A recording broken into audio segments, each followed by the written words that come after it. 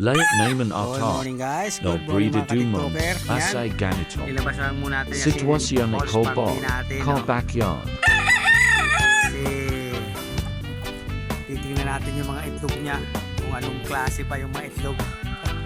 Yan guys. Ilabas muna natin siya sa kanilang breeding pin, flying pin. Yan, tingnan natin. Paulit pa lang kasi yun eh. Ayan. Tingnan nyo guys. Oh. Yung inuunang itlog niya, ang liit. Diba? Oh. Tapos maliliit. Ayan. Maliliit pa rin. Hanggang yun lumaki na. Oh. Ayan. Kaya counting tiyaga lang. Pag talaga ginamit natin paulit, talagang unang itlog talaga niyan. Oh. Kita mo parang itlog pugo. Oh. Kita? 2, 4, 6, 8, 9 na.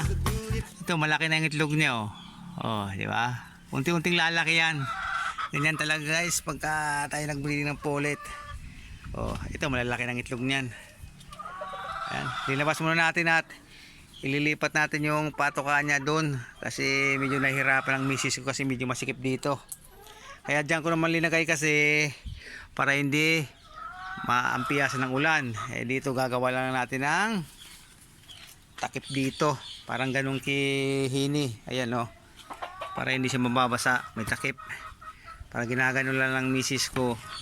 Ano ang piyas man ng ulan, lagpasan. Hindi tatama man dito yung ulan. Hindi mababasa yung painuman at patokaan nila. Yan. Apit-apit. Oop, oop. Ayan. Yan muna silang dalawa. Ayusin muna natin ang ating patokaan. Yaw yaw. Happy New Year.